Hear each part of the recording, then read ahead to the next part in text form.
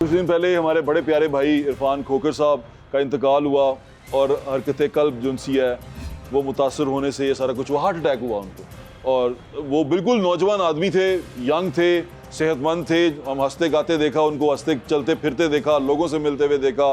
मैं उनको पर्सनली भी जानता था। फैसल के साथ, फैसल खोकर साहब के साथ बड़ी अच्छी दोस्ती है मेरी, तो उनके थ्रू तवस्सुत से उनसे भी मुलाकात रहती थी। बड़े अच्छे आदमी थे। अल्लाह ताला उन्हें गरीके रहमत करे, उनकी दर्जात बुलंद करे, उनकी गलती कोताहियों को माफ़ करे। हमारी दुआ है उनके लिए और उनका आखिरी जो मंजिल है, आखिरी जो सफ़र है उसको आसान करे। हम दुआ करते हैं उनके लिए। लेकिन इसके बाद एक और चीज़ हुई कि इसी दौरान बहुत सारे लोगों को हमने इसी तरह नौजवानों को हरकत कल्ब बंद होने की बीमारी से मुतासर होते देखा और दुनिया से रुखसत होते देखा। अब ये तमाम चीज़ें बड़ी परेशानी का बाइस बनी मेरे लिए स्पेशली, क्योंकि मेरे करीबी दोस्तों के साथ ये सारा कुछ हुआ।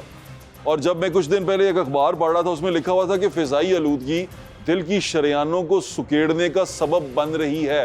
ये बड़ी तकलीफ दे बात थी कि हम इतनी शदीद फ़िज़ाई आलूदगी में रहते हैं। और एक रिसर्च ये भी कहती है कि जिस शहर में, जिस मुल्क में फ़िज़ाई आलूदगी बढ़ जाए, वहाँ के लोगों की ज़िंदगियाँ 3-3, 4-4 साल कम हो जाती हैं। यानी कि अगर आपकी औसत उम्र 60 साल है तो वो 56 ईयर्स तक रह जाएगी, 56 साल 55 साल पे आ जाएगी। वो 4-5 साल आपकी ज़िंदगी से कम हो चुके हैं अगर आप फ़िज़ाई आलूदगी के वाले शहर में रह रहे हैं या जिस जगह पे रह रहे हैं वहाँ फ़िज़ाई आलूदगी है। इसी पे बात करने के लिए हम एक डॉक्टर साहब के पास जाएंगे। डॉक्टर साहब का नाम है डॉक्टर तारिक महमूद मियाँ। वो फैमिली फ़िज़िशियन की एक अकेडमी है पाकिस्तान की, उसके प्रेसिडेंट हैं। वो रोज़मर्रा की जो फैमिली फ़िज़िशियन है उनके लोग फैमिलीज़ के साथ डील करते हैं। तो उनसे पूछना चाहता हूँ कि फ़िज़ाई आलूदगी हम पे किस तरह असरअंदाज हो रही है और हम खुद को सेहतमंद कैसे रख सकते हैं। आए उनसे। हमारे साथ मौजूद हैं डॉक्टर तारिक महमूद मियाँ, जो प्रेसिडेंट हैं Pakistan academy of family physician के। उनसे बात करते हैं। अस्सलाम वालेकुम डॉक्टर साहब, कैसे हैं आप? जी बिल्कुल ठीक। डॉक्टर साहब, मैं इसलिए आपके पास हाजिर हूँ आज और आपको बात ये करना चाहता हूँ कि मैंने एक अखबार में कटिंग पढ़ी, उसमें लिखा था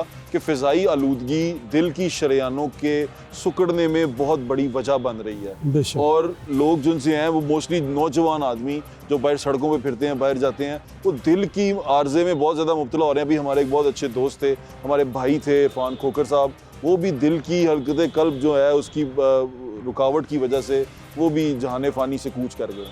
तो मुझे ये दरख्वास्त आपसे करना चाहता कि हमें बताएं कि ये फ़िज़ाई आलूदगी से हम बच कैसे सकते हैं और ये कितना एक नुकसान कर रही हैं। बिस्मिल्लाहिर्रहमानिर्रहीम। आपने बड़ा अच्छा ये सवाल किया। बेसिकली क्या है कि जो स्मोग है, जो आलूदगी है, इसमें 3-4 होते हैं। एक तो उसमें छोटे छोटे पार्टिकल्स होते हैं जो कि हमारे घर के किचन से, जो गाड़ियों का धुआं है, जो फैक्ट्रियों का है, और इसके अलावा इसमें ओजोन एक गैस होती है वो बन जाती है।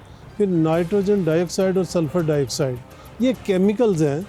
और ये इतने छोटे छोटे पार्टिकल्स में जब हम सांस लेते हैं तो पहले ये फेफड़ों में जाते हैं, फेफड़ों में ये जज़ब होके तो ब्लड वेसल्स में आ जाते हैं, आपकी जो खून की नालियाँ उनमें आ जाती हैं। जब खून की नालियों में आते हैं तो ये उनकी सोजिश पैदा करते हैं।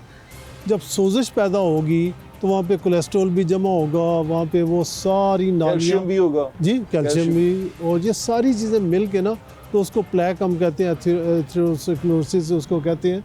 और वो अंदर से मोटी होती जाती है और उनका जो ल्यूमन होता है, अंदर का जो सुराख होता है, वो तंग होता जाता है। तो वो थ्रू आउट पूरी बॉडी का होगा। लेकिन चूँकि हार्ट वेसल जो है वो सबसे ज़्यादा इफ़ेक्ट होती हैं, उनका ज़रा सा भी नैरो हो जाए तो हमारे दिल को जब नहीं पहुँचेगी ऑक्सीजन। और दूसरा क्या है कि इसमें लोग स्मोक वगैरह और उसमें जो धुआं और सारी चीज़ें, इससे कार्बन मोनोऑक्साइड बहुत ज़्यादा पैदा होती है और वो जाके ऑक्सीजन कैरिंग कैपेसिटी जो है ब्लड की, उसको भी रिड्यूस करती है। तो ये सारी चीज़ें मिल के अर्ली हार्ट अटैक जो है उसका सबब बनते हैं। और चूँकि नौजवान ज़्यादातर बाहर होते हैं, एक्सपोज्ड होते हैं, और लोग हमारे यहाँ मास्क भी नहीं पहनते।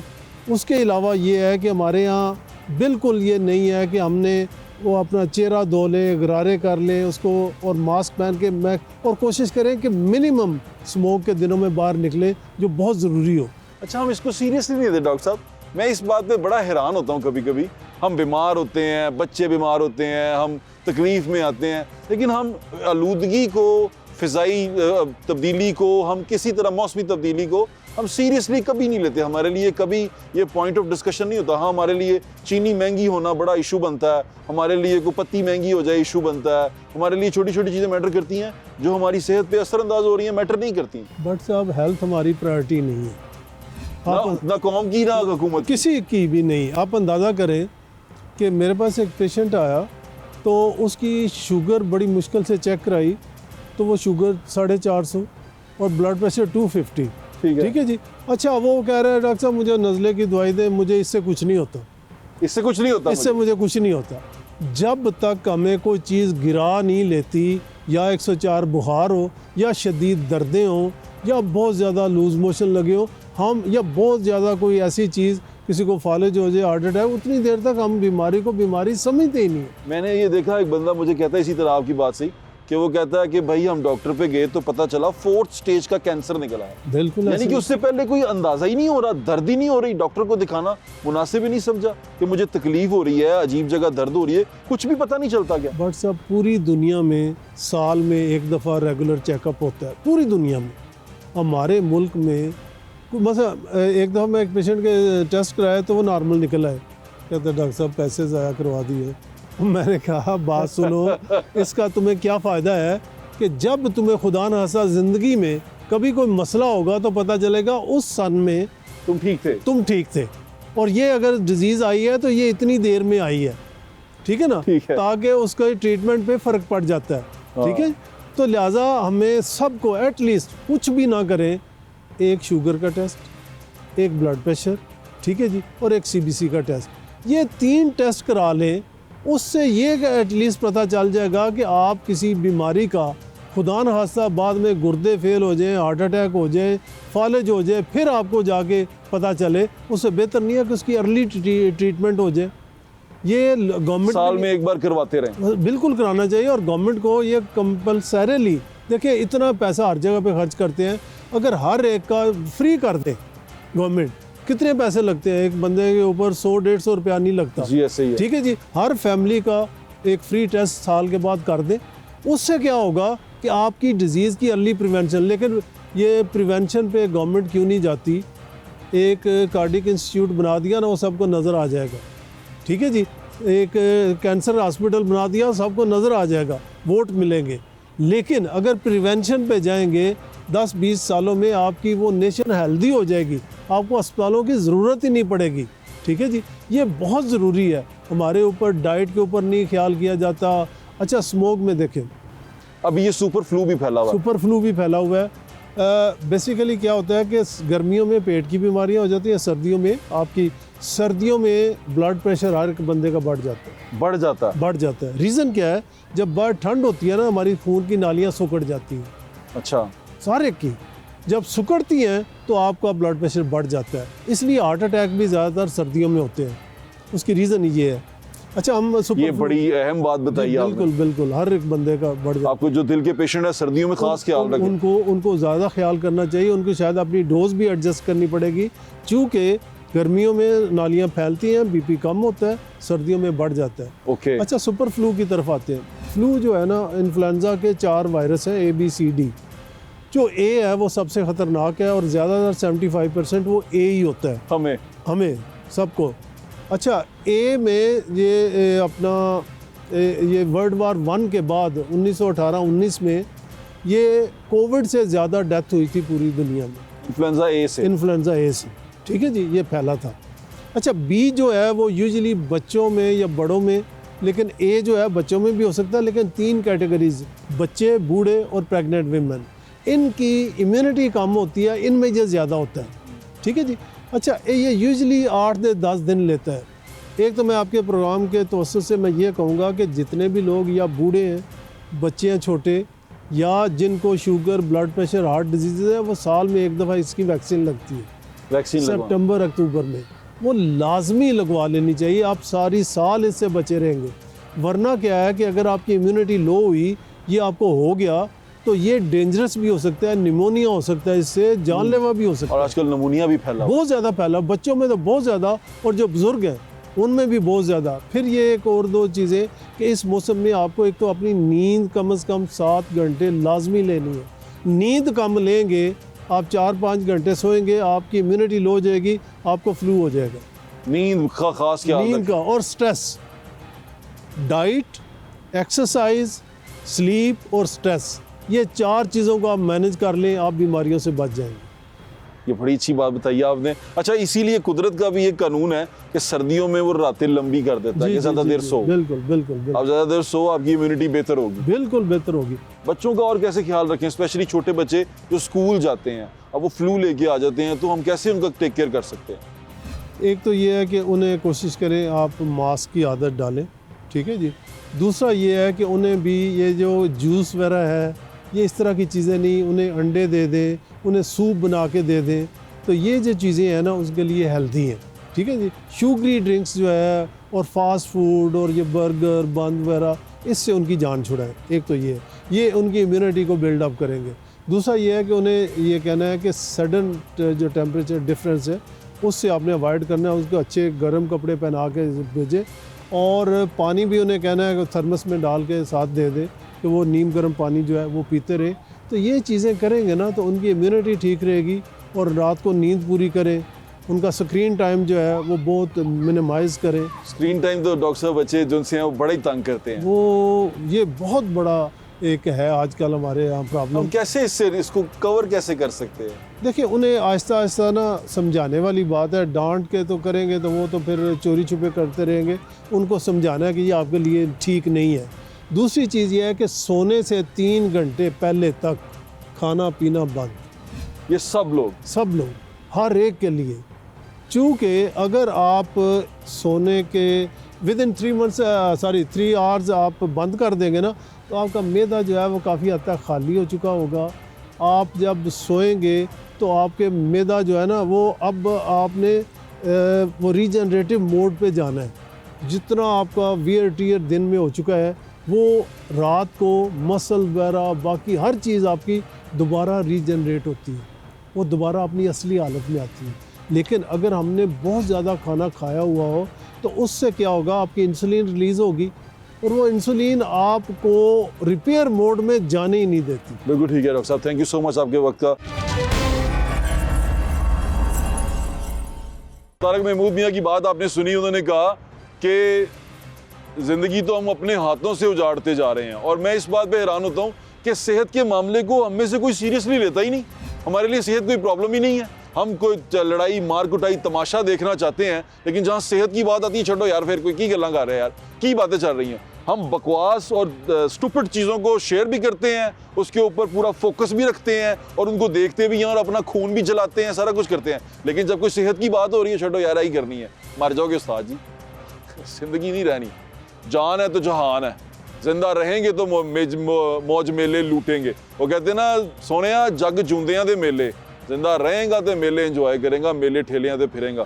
तो ज़िंदगी में सेहत सबसे अहम चीज़ है। ज़िंदगी है ही सेहत के साथ। अगर सेहत आपके पास नहीं है तो आपके पास कुछ नहीं है।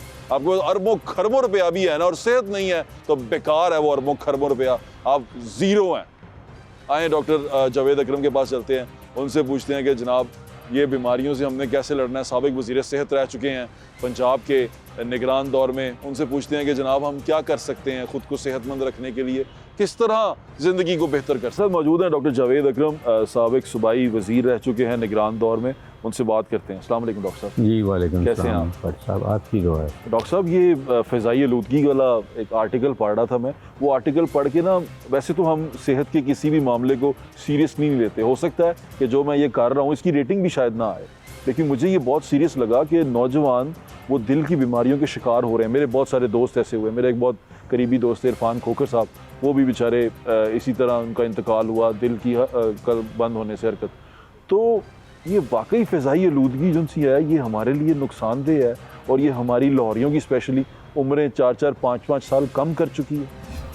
देखिए, फ़िज़ाई आलूदगी एक ग्लोबल प्रॉब्लम है, और पाकिस्तान उसका सबसे ज़्यादा शिकार है दुनिया में। और आपको जैसे आपने देखा कि इधर जो हमारी औसतन जो इंक्रीज़ हो रही हैं, motor car, trucks, buses, train बहुत ज़्यादा हैं, और मेरा ख़्याल है उसमें सबसे ज़्यादा एक फैक्टर ये है। बहुत सारे फैक्टर हैं। जब हम मिनिस्टर थे तो उस वक्त हमने बहुत इसकी कोशिश भी की, वही टावर्स वगैरह भी लगाए गए और बहुत कुछ किया गया, लेकिन जो मैक्सिमम हिस्सा डल रहा है ना, वो मोटर व्हीकलर कंजम्पशन का है, का जो कंबस्शन आती है बाहर, इंजन उसका है। कंबस्शन का। तो उसमें उसकी वजह देखें, वो तो सारी दुनिया में मोटर कारें हैं, इधर क्या वजह? इधर इसलिए कि जो पाकिस्तान की रिफाइनरीज है ना, वो बहुत ज़ईफ़ हो चुकी हैं। वो पाकिस्तान बनने के वक़्त से ही चली आ रही हैं और उनमें कोई जिद्दत नहीं लाई गई, उनमें कोई उनको नई नहीं लगी, ज़ईफ़ बहुत हो चुकी हैं। इसलिए वो रिफ़ाइन नहीं कर रही फ्यूल को, चाहे वो खासकर डीज़ल को। और जो डीज़ल आपका है वो बहुत ही सब स्टैंडर्ड है, और उसके ऊपर कुछ हिस्सा डाल देती है स्मगल्ड डीज़ल, जो ईरान से आ जाता है, जो जी, बिल्कुल ही तबाही है। हाँ, कच्चा है। तो ये मिल मिला के जो हमारी व्हीकलर एमिशंस हैं, ये एक जहर आलूदा कर रही हैं हमारी इन्वायरमेंट को। और उसके अलावा स्टबल बर्निंग किसी हद तक इस हुकूमत ने उसको कंट्रोल जी, किया ऐसे ही है। मैं समझता हूँ कि अब किसान भी तावन कर रहे हैं और वो कोशिश करते हैं हैप्पी सीडर्स के साथ लगाएं, तो वो एक अच्छी चीज़ है। उसके बाद मैं समझता हूँ कि जो हमारी कंस्ट्रक्शन बहुत ज़्यादा हो रही है इस वक्त, और कंस्ट्रक्शन की जो कवायद और ज़वाबत हैं वो इवन हमारी अथॉरिटीज़ LDA को भी नहीं पता कि क्या होनी चाहिए। बिल्कुल ठीक है। देखें, पूरी कंस्ट्रक्शन साइट को सिक्योर करना होता है उसकी इन्वायरमेंट के लिए, क्योंकि उधर से बहुत ज़्यादा रेत और डस्ट पार्टिकल्स की बहुत एमिशन होती है, कंक्रीट उड़ता है। जो ख़ासकर ऐसे मौसम में जो आजकल है, जब हम सर्दियों में आ रहे हैं, तो वो सस्पेंडेड पार्टिकल बहुत क्लाउड बना के रखते हैं जब तक कि बारिश ना हो। बारिश अल्लाह की तरफ से हो जाती है। आर्टिफिशियल रेन हम लोगों ने भी की, अभी भी हुकूमत ने कोशिश की, लेकिन उसका फ़ायदा नहीं इसलिए होता, तो उसका फ़ायदा तभी होता है जब क्लाउड बहुत लो हो। जब बहुत हाई आपका क्लाउड है तो आप आर्टिफिशियल रेन नहीं इंड्यूस कर सकते, और क्लाउड्स का होना ज़रूरी है। उसी में आप सीडलिंग करते हैं वेपर्स की, तो वो बारिश होती है। तो इन हालात में मुख्तलिफ़ बीमारियाँ जन्म लेती हैं, ख़ासकर फेफड़े की, नाक की, गले की, पेट की, अंतड़ियों की, स्किन की, आँखों का बहुत ज़्यादा, और गले में हर किसी को खराश खांसी है। और जैसे आपने कहा कि बेसिकली जो इसमें आलूदगी है वो लेड की होती है, आर्सेनिक की होती है, बहुत ही हार्मफुल चीज़ों की है, और वो स्किन से और सांस से एब्जॉर्ब होकर खून में चली जाती हैं। जब खून में जाती हैं तो सबसे ज़्यादा डैमेज होता है खून की नाली का। खून की नाली ही सारा निज़ाम चला रही है, जिसने हार्ट से लेके पाँव को, और पंप जो हमारा हार्ट है उसके अंदर भी जो नालियाँ हैं वहाँ भी खून भेजना है। अब ये खून के ज़रिए जो आलूदगी जा रही है, ये उनमें जमना शुरू हो जाती है और उनमें एक सोजिश कर देती है, और वो बंद होनी शुरू हो जाती हैं। इसलिए आप देख रहे हैं कि बड़ी प्री मैच्योर डेथ्स हो रही हैं। और अनफॉर्चुनेटली पाकिस्तान में जितनी भी कार्डियोवैस्कुलर डिजीज़ है, जो ब्लड वेसल्स की डिजीज़ है, जो हार्ट से बाहर निकलती हैं, या हार्ट की अपनी नालियाँ हैं और ब्रेन की नालियों को ये तमाम डैमेज होता है, हेड टू टो जितनी नालियाँ तमाम डैमेज होती हैं। अब ये वक्त की बात है कि वो इधर पहले बंद हो जाएं क्लॉट बन के, या दिमाग में होती हैं तो फालिज कर देती हैं, इधर होती हैं तो हार्ट अटैक कर देती हैं। और हार्ट अटैक की कई दफ़ा पहली और आखिरी अलामत डेथ ही होती है, तो मतलब सडन डेथ। तो ये काफ़ी ज़्यादा। डॉक्टर साहब, ये नौजवान आदमी मैंने सुना है हार्ट अटैक नहीं बर्दाश्त करता, ये क्या वजह? नौजवान में क्योंकि जो हार्मोन्स हैं, कैटकोलामीन, जो आपके स्ट्रेस के हार्मोन्स अब रिलीज़ होते हैं, वो बहुत ज़्यादा होते हैं, इसलिए, और वो ज़ाहिर एक्टिव भी ज़्यादा होते हैं, तो एक डिमांड बहुत ज़्यादा हार्ट को बड़ी होती है, सप्लाई हो नहीं पा रही होती क्योंकि नालियाँ डैमेज हैं, तो फिर उनको एकदम हार्ट अटैक हो जाता है, सोए हो जाता है। फिर ऊपर से अगर वो स्मोकिंग करते हैं तो वो सोने पे सुहागा होता है, वो तो बिल्कुल ही मतलब कई गुना, 5 से 6 गुना उनकी डेथ का चांस बढ़ा देती है। और उसके बाद शुगर है तो वो उससे ज़्यादा, और शुगर वालों को, जिन बच्चों को शुगर अब 20 साल में आम हो रही है, हर तीसरे बंदे को शुगर है। और शुगर जिनको होती है उनकी अक्सर अलामत दर्द नहीं होती, क्योंकि उनकी नालियाँ, उनकी नर्व्स वैसे ही डैमेज होती हैं, उनकी फिर डेथ ही होती है सिर्फ, और सोए हो जाती है और उनको पता भी नहीं चलता। इसी तरह ब्लड प्रेशर है, हर दूसरे फर्द को, मेरी अपनी तहकीक है, 45 साल के ऊपर ब्लड प्रेशर, उसको पता है कि नहीं। और ब्लड प्रेशर का कंट्रोल हमारा 5% लोगों को हम कंट्रोल करते हैं, यानी कि 100 बंदे को ब्लड प्रेशर है 5। हम अपने तई क्या कर सकते हैं? अपने तई तो आप यही व्हाट्सअप कर सकते हैं कि कम निकलें आप घर से, दफ्तरों से, ख़ासकर शाम को अलग सुबह, और मास्क पहने, ज़रूर पहने, बार बार गरारे करें, बार बार हाथ दें। एक दफ़ा धोते थे आप नहाते थे, अब 2 दफ़ा नहाएं ताकि स्किन से वो अब्जॉर्ब ना हो। तो यही कोशिश आप कर सकते हैं। और अगर आपको शुगर है तो उसको कंट्रोल में रखें, ब्लड प्रेशर है तो उसको कंट्रोल में रखें, मोटे हैं तो आपको फॉलो करें, जैसे आपने माशाल्लाह वज़न कम किया है, आपको रोल मॉडल बनाएं। और फिर एक्सरसाइज करें, उससे भी नालियों की बहुत हद तक प्रोटेक्शन होती है।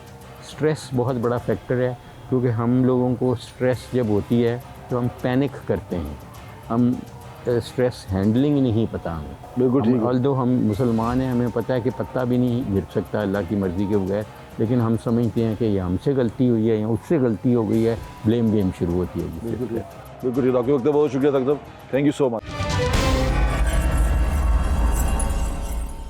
हम इम्यूनिटी पे बात कर रहे हैं, हम खुराक के ज़रिए इम्यूनिटी बूस्टिंग की बात कर रहे हैं। तो डॉक्टर शहला जावेद अकरम हमारे साथ मौजूद है, उनसे बात करते हैं। अस्सलाम वालेकुम डॉक्टर साहब, कैसी हैं आप? अल्हम्दुलिल्लाह। डॉक्टर साहब, मैं परेशान इस बात पे था, मैं डॉक्टर जावेद से ही बात कर रहा था। उन्होंने मुझे बताया कि ये जो पोल्यूशन है ये हमारा बेड़ा गर्क कर देगी अंदर से, और कर रही है।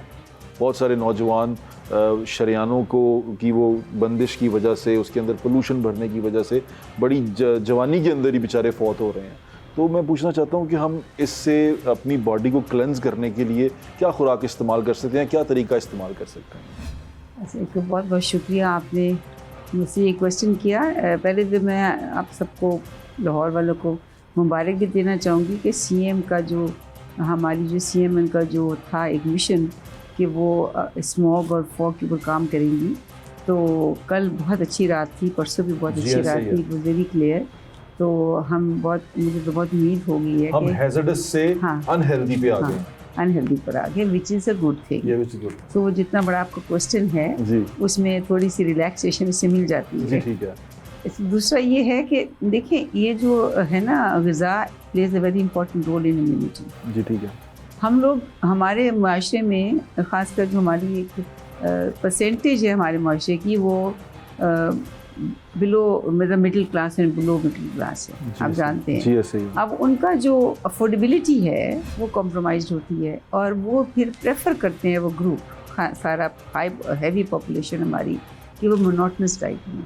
मोनोटनस डाइट होता है जो बहुत सस्ती होती है, वही रोटी, और रोटी के साथ जो सब्ज़ी है वो वही होगी जो उनके घर में है, या कोई चटनी या कोई चार, इस टाइप की चीज़ वो इस पे प्रेफर करते हैं, और ख़ुद को रेयरली हफ्ते में एक दफ़ा ट्रीट कर लेते हैं, दिस सॉर्ट ऑफ जी ठीक है। तो वो जो मोनोटनस डाइट है वो आजकल जो हमने स्टडी की थी, एक बहुत मेजर रीज़न है हमारी इम्यूनिटी का, बिकॉज उसमें आपको बहुत लिमिटेड फिर अशिया मिलती है ना। जी ऐसे ही है। मैं आजकल बहुत ज़्यादा प्रमोट करती हूँ कि सीड्स जो इस्तेमाल हम नहीं करते थे पहले, अब सीड्स का मैं बहुत प्रमोट करती हूँ कि हम सीड लोग खाते हैं, flax seed, chia seed, sesame seeds, ये सब सीड्स आप मिला के एक बोतल में बेशक मिला लें, और 1 चम्मच टेबल स्पून आप ना अपने कॉर्नफ्लेक्स में डालें, दलिए में डालें, किसी भी सूप में डालें, किसी चीज़ में डालें, वैसे ही खा लें। मतलब इट ऑल डिपेंड्स। फिर उसके बाद सलाद में 5, 6, 10 चीज़ें हो सकती हैं।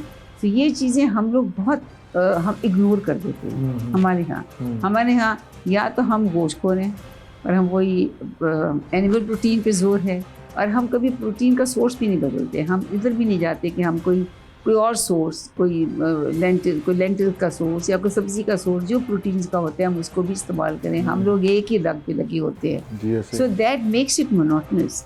We have to have a variety of food. जिससे आप देखिए आजकल जो आटा है वो अब 12 ग्रेन का भी आ गया, 12 ग्रेन आटा। हाँ, तो एक रोटी में 12 ग्रेन आपको वैसे मिल जाते हैं। ठीक है। So think like that कि आपने अपनी डाइट को कैसे ये वाइड बनाना है इन चॉइसेस। अच्छा डॉक्टर साहब, अभी हम सुन रहे थे कुछ दोस्त जो उनसे हैं वो फास्टिंग के बारे में बताते हैं। फास्टिंग, देखिए फास्टिंग जो है ये भी एक तरीक़ेकार है जो इंडिया में बहुत देर से चल रहा है। योगा आप देखें कितना पुराना है इंडिया में, योगा इंडिया से चला है, और चाइना फार ईस्ट से और इंडिया से ये ज़्यादा चला है। अब इसमें जो एक तरीक़ेकार है वो ये है कि दे बिलीव इन फास्टिंग, कि आप कोई 2 दिन का फास्ट करें, 36 घंटे का करें, 24 घंटे का करें, लेकिन इसको महीने में एक दफ़ा नहीं, वो तो कहते हैं कि हफ्ते में 1 दिन करो। It washes away. ये हमारे रसूल अकरम सल्लल्लाहु अलैहि वसल्लम हर जुमेरात को रखते थे और मंडे को रखते थे। उन्होंने ये आपको प्रूव करके दिया है, Monday and Thursday.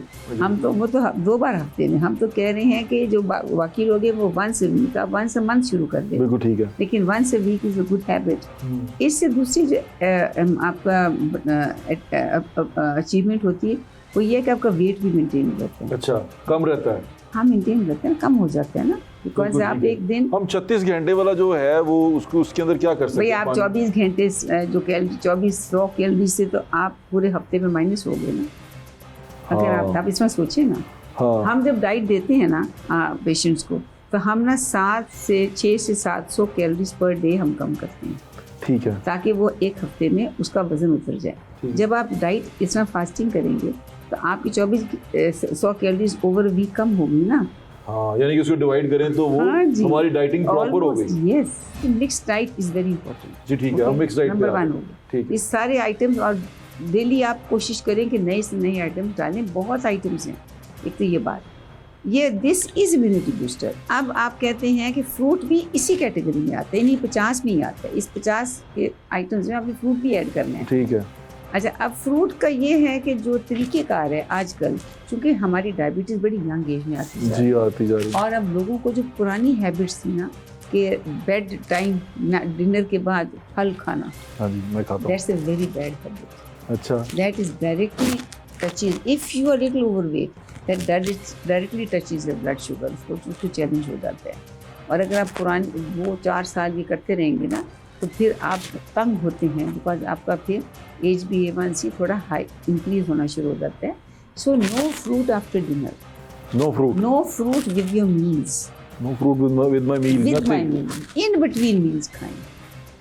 That's the time. ये बात आप गौर से सुन लें। बिकॉज इम्यूनिटी बूस्टर में एक इम्यूनिटी तो आ गई, एक आपने जो बचना है। आप इम्यूनिटी बूस्टर क्यों ले रहे हैं? Because you want to save yourself from बीमारी। बिकॉज क्या होता है, इसका रीजन बताती हूँ। बिकॉज खाने से आपका थोड़ा सा शुगर स्पाइक आता है। ठीक है। और नॉर्मल हर एक में आता है। जब आप उसके साथ फ्रूट ऐड करते हैं, स्पाइक ज़्यादा हाई हो जाता है। और जब रात के खाने के बाद करते हैं तो स्पाइक बहुत ज़्यादा हाई होता है। रिपीटेडली आप देखिए कि अगर आप अपनी बॉडी को 2 साल की स्पाइस हाई अटैक करते रहेंगे तो आप क्या एक्सपेक्ट करते हैं कि बॉडी रिस्पॉन्ड नहीं करेगी? बॉडी करेगी और नेगेटिवली रिस्पॉन्ड करेगी। तो ये जो चीज़ें, इसके साथ आप देखिए इम्यूनिटी बूस्टर में ये चीज़ें भी इम्पोर्टेंट हैं, लेकिन इसके साथ एक्सरसाइज जो आपकी ब्लड सर्कुलेशन को नॉर्मल करती है, बेहतर करती है। आपके उन हिस्सों में भी ब्लड सर्कुलेशन होती है जो वैसे आप अगर कुर्सी पे बैठे रहते हैं तो उनकी इतनी सर्कुलेशन नहीं होती। सो एक्सरसाइज, फिर गुड स्लीप पैटर्न। बिल्कुल ठीक। आज का circadian rhythm is another important thing for immunity. आप जो लोग आप टाइम पे नहीं सोते, जैसे रात को सारी रात जागते हैं और दिन में अपने ऑड टाइम्स के ऊपर खाना खा रहे होते हैं, उनको कोई लिहाज नहीं है सनसेट सनराइज का, कोई पता नहीं मैंने कब खाना है, कब जागना है, कब नहीं खाना। तो ये जो सारी चीज़ें ना, इससे भी इम्यूनिटी नहीं बनती। So immunity is not with food only, immunity is your whole lifestyle change. बिल्कुल ठीक है। आपके वक्त का बहुत बहुत शुक्रिया डॉक्टर साहब, थैंक यू सो मच। जिंदगी सेहत के साथ ही है। अगर सेहत नहीं है, बीमार हैं, खांसी कर रहे हैं, जिस्म में कहीं पे तकलीफ है, तो ज़िंदगी जीने का मज़ा ही नहीं है। बेकार हैं, चल नहीं सकते, खूबसूरत है दुनिया, फिर के देख नहीं सकते, तो बेकार है ज़िंदगी, कुछ भी नहीं है। बीमारी के साथ तो ज़िंदगी है ही नहीं ना, ज़िंदगी है ही सेहत के साथ। इसलिए जब किसी को दुआ देते हैं, हमने हमारे बुज़ुर्गों से दुआ देते हैं तो कहते हैं अल्लाह ज़िंदगियाँ जवानियाँ माने, सेहत तंदुरुस्ती वाली लंबी ज़िंदगी दे अल्लाह ताला आपको। तो ये दुआ देते हैं हम, अल्लाह ताला सेहत तंदुरुस्ती वाली लंबी ज़िंदगी दे आपको, सेहत तंदुरुस्ती के साथ लंबी ज़िंदगी दे आपको। तो सेहत को प्लीज़ खुदारा सीरियस लेना सीखें। अगर आप इसको सीरियस नहीं लेंगे तो तबाह बर्बाद हो जाएंगे। ज़िंदगी में सारा कुछ रोटी नहीं है कि मैं रोटी कमान निकले आवां, मैं रोज़ी रोटी वास्ते कर रहा हाँ, तो मैं रोज़ी रोटी के चक्कर च दुनिया नूं आलूदगी दई जा रहा हाँ। मैं गरीब आदमी हाँ, मैं इत्थे गंद सुट रहा क्योंकि मैं बच्चों की रोज़ी रोटी कमा रहा तो दुनिया नूं बीमारियां फैला रहे हैं। ये कोई जस्टिफिकेशन नहीं है। सज़ा के मुर्तकिब बनते हैं आप अगर आप दूसरों की ज़िंदगियों के साथ खेलते हैं। अगर आप अपनी रोज़ी रोटी कमाने के चक्कर में इस माहौल को ख़राब करते हैं, आप सज़ा के मुर्तकिब बनते हैं। ऐसी रोटी रोज़ी रोटी नहीं आपके किसी काम की जिसमें किसी दूसरे का नुकसान हो रहा है, वो रिज़्क़े हलाल नहीं है आपके लिए जिसमें किसी दूसरे को तकलीफ़ पहुंच रही है, उसकी सेहत ख़राब हो रही है, उसका माहौल ख़राब हो रहा है। ऐसी रोज़ी रोटी हलाल की नहीं है। मैं आपको बता रहा हूँ, किसी में किसी का नुकसान कर रहे हैं। एक इंसान का कत्ल पूरी इंसानियत का कत्ल है, ये कुरान पाक में है। तो आप क्यों किसी के इंसान की ज़िंदगी के दुआले हुए हैं? क्या वजह है आपकी? ये क्या प्रॉब्लम क्या चल रही है आपको? रोज़ी रोटी कमानी है, बिल्कुल कमाएं, खुशी खुशी कमाएं, गंदगी ना फैलाएं। कोशिश करें कि साफ़ रखें। हमारे दीन में ये भी है कि सफाई निस्फ़ ईमान है। हमारे नबी सल्लल्लाहु अलैहि वसल्लम की तालीमात ही सफाई से शुरू होती हैं। आप सफाई रखेंगे, आप वज़ू करेंगे तो अल्लाह से बातचीत करने जाएंगे, नमाज़ पढ़ने जाएंगे, कुरान पढ़ेंगे, खुद को साफ़ रखेंगे तो ये सारा कुछ करेंगे। सफाई की अहमियत को समझें, उसके साथ माहौल को साफ़ रखें। सेहतमंद रहना चाहते हैं, माहौल साफ़ रखें, माहौल दोस्त बने।